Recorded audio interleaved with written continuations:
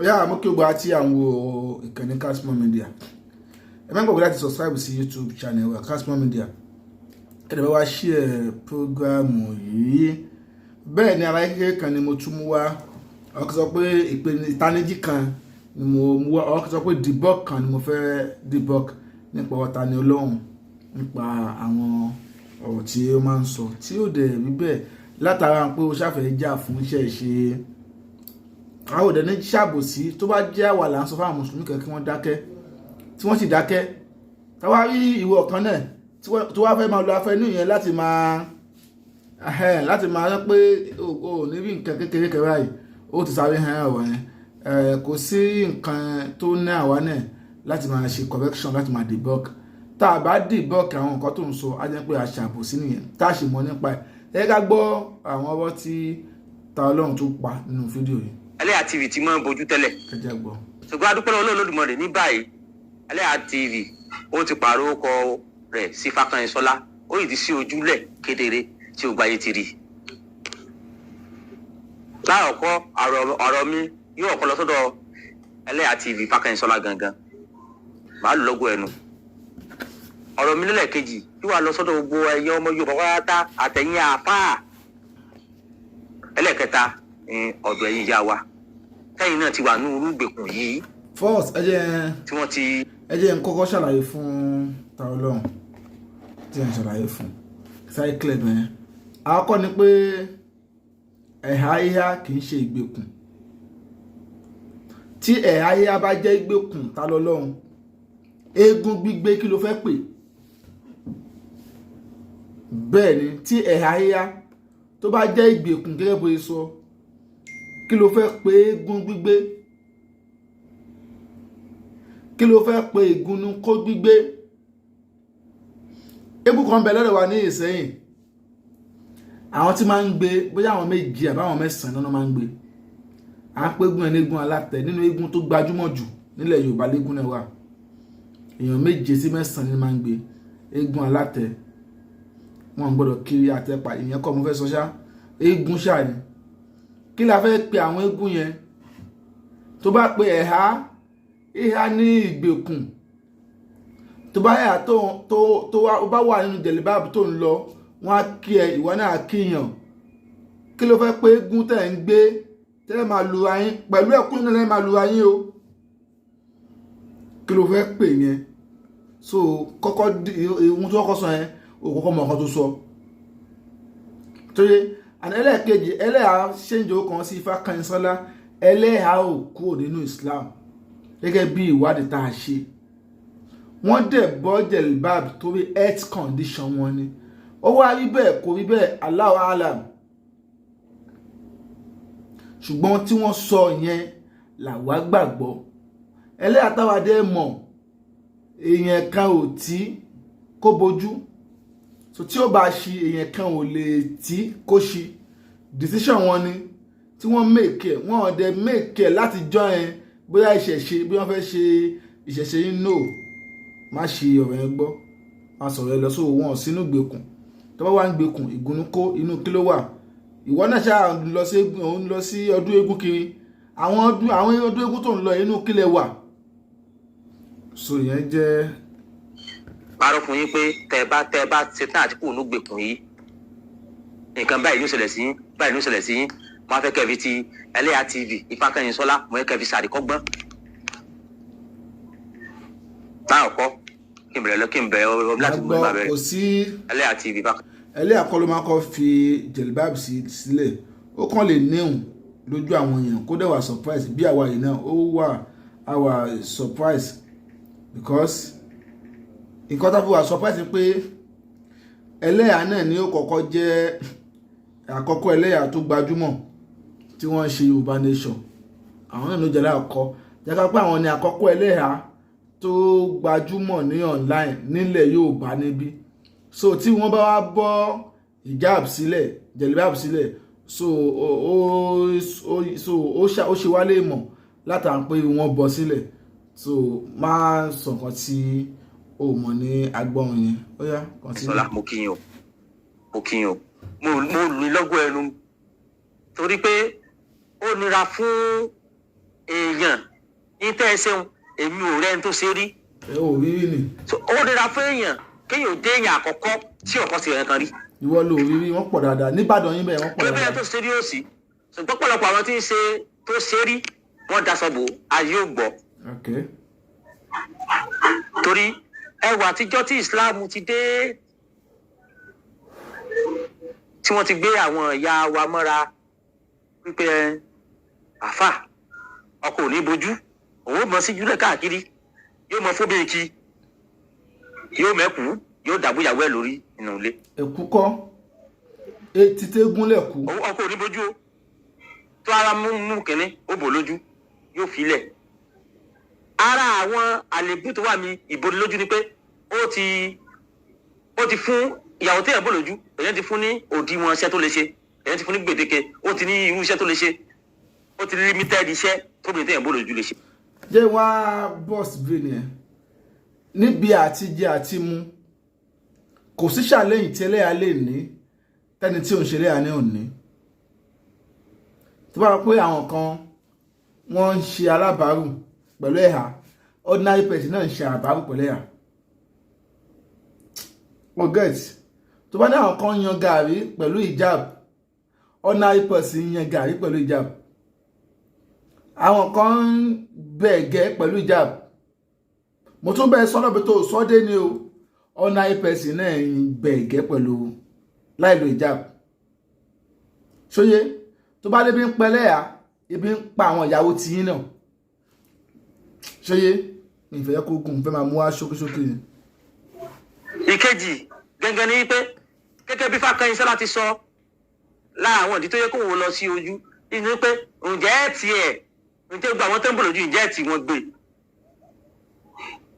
tí wọ́n gbé ooru inú aṣọ dúdú nature aṣọ dúdú gan nature rẹ̀ ni pé ó mọ̀ ọmọ òru kátó alẹ́ tí wọ́n wá fún.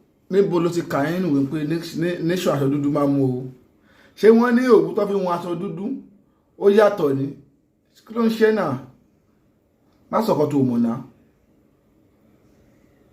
hijab tẹ́bí yẹn ohun tó cause kékeré kọ́ kò ń ṣe olóṣèlú hẹ́yà kì í kó mẹ́ẹ̀ bọ̀ níbo ni mo lọ ní pé bí hijab ṣe wà ẹyọ kan náà ní hijab tó bá ti wọṣọ sílẹ̀ wọ́n á dẹ̀ wọ ẹlòmíì gan á kàn wọ top kékeré àwọ̀ jẹ́ tí ò bá ń pọ́n lọ sí occasion ó máa dúró aṣọ tégún máa ń dàbòra ni ẹ má bínú o ọmọ sọ ló ń kó kókó báyìí ẹ pé mi kì í ta báísì kankan o ṣùgbọ́n the only way to defend my religion òun náà ni pé kí n mú àwọn analysis wá ṣé o mọyé aṣọ tẹ́kùn tégún o mọyé ẹ̀kú tégún máa dàbòra ni ṣégún complain pé òun mú òun ni eégún tún máa wá sáré kiri wọ́n tún máa nà á bó bá ṣe fò lọ báyìí ní ó fò lọ báyìí ìwọ náà léégún náà àgbọ̀nṣà gbọ́ pé wọ́n náà ṣe ṣiṣẹ́ eégún ajẹ́pẹ́ aláìda nìwọ náà nìyẹn bẹ́ẹ̀ ni ajẹ́pẹ́ tí ń gbégún yẹn ìwọ náà da ẹ̀kú bò ìwọ ò dẹ̀ gbé ṣóyé. wọ́n ní aṣọ ọdún tó kèké tilẹ̀ tó wá tún ga nǹkan bojú dàbò mú nínú ooru torí ara tí Fákẹ́yìnsọ́lá ẹlẹ́yà TV sọ ni pé tí òun ò gbé òun sì wá ń pámọ́ra látijọ́ yìí ẹ wá dúró ẹlẹ́yà tí wọ́n ti táwọn àáfàá ti fi ìfẹ́ ẹnu wọn tí wọ́n ti fi hàn lé mọ̀ tán ti padà nù. bí ṣáàmà tó fi ọ̀rọ̀ kó bá rẹ̀ mo bẹ̀ẹ́ torí Ọlọ́run no matter Yorùbá jọ ní wá nínú àwọn ẹ̀dá tí mo lè hate láyé tí mi lè hate débi pé wà bú sí mi lè wá bú sí Yorùbá ẹgbẹ́ mi má tún sọ nǹkan míì tí ó tún kó báyìí ṣóyé má sọ nǹkan míì tí ó tún kó báyìí because èmi kàn sọ ni o because èèyàn máa ń ṣọ́ọ̀rọ̀ sọ Ọlọ́run jẹ́ káwé kò ṣe dáadáa àánú ní sọ ilé tí ó kó bá wa o. mo lọ́mọ tán ẹ fà máa pàdé alhamdulilayi iná ìláyé wà iná ilé ìrajìhùn ọdún ẹ̀ láti wá ọdún ẹ̀ láyà padà sí lẹ́yìn ẹ̀ǹtẹ̀ ẹ̀ bá fi ìfẹ́ tinú yín ìwọra tinú yín ní tí ò nítumọ̀ tẹ̀ ẹ̀ fi pa. láìlẹ́yìn pàṣẹ délé yìí mo lu ẹlẹ́yà TV mo lu ní lọ́gbà ẹnu gan pé ní tẹ́ ẹ ṣe yìí kò sí tí ò ṣẹlẹ̀ rí ṣùgbọ́n kò wọ́pọ̀ ní ẹni tí ó ṣe nǹkan tí ó ṣe hàn àmọ́ ìyá àwọn ẹlẹ́yà tán tí wọ́n ti bínú lọ gbé ẹ̀kú lẹ̀ nígbà tí àáfà ò ṣe ojúṣe rẹ̀ bó yẹ kó ṣe táyé pé wọ́n sì fi àáfà lẹ̀ gan ẹ padà síjú ṣùgbọ́n wọ́n èé sọ jáde àwọn èèyàn máa gbọ́ àwọn àáfà ò ti dẹ́rù. farabalẹ̀ kọ́kọ́ mọ̀ pé wàláhì tàláhì kò sẹ́ni tó ń dẹ́rù bàyàn pé tó bá ṣe ẹ̀kú lẹ̀ rárá kò sí kọ́kọ́ mọ̀ yẹn àfikún ni tó yẹ àfikún ni ìwọ náà dẹ̀ mọ̀ pé àfikún ni propaganda lásán ni. ẹlẹ́ẹ̀kejì ni pé tí ọ̀pọ̀lọpọ̀ ẹlẹ́yà tó bá kọ́kọ́ gẹ́gẹ́ bí ó dáyé pẹ̀sínà sí ń kọ́kọ́ gbogbo ọkọ ni wọ́n ń ṣe ojú ẹni tó bá jẹ́ pé ilé ẹ̀há ló ti jáde tẹ́lẹ̀ tí òun ṣe pọ́kọ̀ yẹn ló ní kó hẹ́yà torí òun tí wọ́n lè ní kéèyàn hẹ́yà láti pé wọ́n nífẹ̀ẹ́ náà ìwé ìwà tó bá hẹ́yà wọ́n nífẹ̀ẹ́ ní ìfẹ́ ní mú fún sódò ìwà kì í ṣáàjẹ́ ìfẹ́ ní tó bá wá sọ pé òun ò fẹ́ mọ́ sọ́jọ́ ni kó ṣe ẹ̀yà ṣùgbọ́n tó yẹ pé ọmọ ẹlẹ́yà ni kò ní ṣí tó fi ọkọ̀ mi so ó jẹ́ kí n make it snappy. tó wàá fi lè sọ́jà ní pé o síjú o lè dọ̀bọ́ o lè da àyà o lè dẹ́kun o. ìwọ ni ìwọ náà dẹ́ mọ̀ pé wọ́n ni.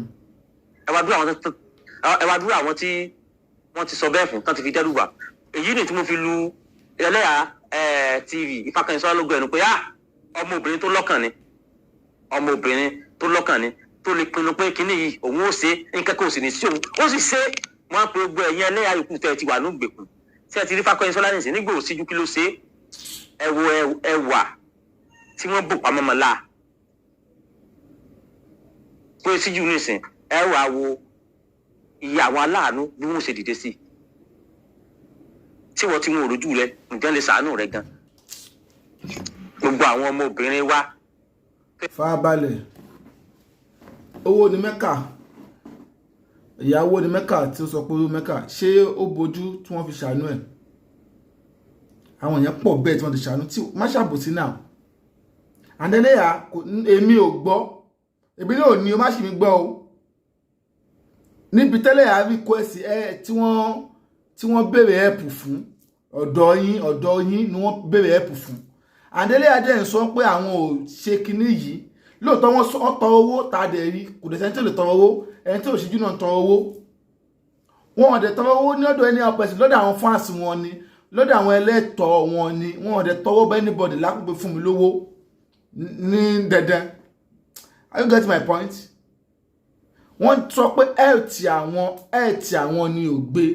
mo ti rí ìrànwọ́ lọ́wọ́ ẹ ti da ẹ̀kú bọ̀wọ̀ lórí nínú ilé ẹ jẹ́ wọn ní òmìnira Ọlọ́run dá wa sílé ayé ó fún wa lómìnira ọmọ èèyàn sì tún lọ gbé ìnira lé wa lọ́wọ́ wọ́n tún fún òmìnira ọkọ kéèké ìbá ti wá fẹ́ ọkọ gẹ́gẹ́ bẹ́ẹ̀ ṣe ń gbé eégún lórí yóò wà fún òmìnira èèyàn ní gbèdéke ibi tí òmìnira ibi téèyàn lè lòmìnira ń dé yóò límìtì òmìnira téèyàn ní. mo ṣoyún láti fi kí ẹlẹ́yà TV wípé ẹkú iṣẹ́ ẹkú. so bó ṣe jẹ́ nìyẹn àníbi Dubai lọ so just ṣókí náà ni so ta lọ́lọ́run wá mi sọ gbogbo ilé tó sọ yìí Islam kò ń ṣe ẹgbẹ́ ẹ̀sìn kankan lórílẹ̀ ayé kò sí ẹ̀bà tẹ́fẹ́ mú jáde nínú Islam tí times 10 ò sí nínú religion mi I'm saying the fact kò sí ẹ̀bà tẹ́fẹ́ mú jáde tí wọ́n yá ẹ̀rọ ilé kò dẹ̀ sí nǹkan tó ń jẹ́ ẹ̀rọ nínú Islam ìgbàgbọ́ wa lè máa gbé ìmọ̀ ní wa lè máa gbé ohun tó ń jẹ́ ẹ̀sìn náà ni ẹ̀sìn máa ń takò làákàyè ni àwọn kan máa wà nínú ẹ̀sìn tí máa ń takò làákàyè pé ṣó dẹ̀ yẹ kó ibẹ̀ ṣá ṣó dẹ̀ ok Ọlọ́run tó sọ pé tá bá lọ sí ní àjò tá ṣe travel lọ lóde tá ṣe travel lọ pé ká máa kírun kọ́sìrù dọ́dọ̀ dẹ̀ ní kó kírun kọ́sìrù ó dájú instead tó yẹ kó fi kí 4 wá kí 2 Ọlọ́run tó sọ pé má tọ̀pá rẹ̀ lè má wò pé travel yẹn kò dẹ̀ rẹ̀ mí náà mo lè kí 4 yẹn rárá o 2 yẹn wà wọ́n pé kí ló ní túmọ̀ ṣá ó ní túmọ̀ kan tó ń jẹ́ religion náà nìyẹn. So ẹ follow wa ní Facebook Kashmon Media, ní YouTube wa náà Kashmon Media TV. Bye for now.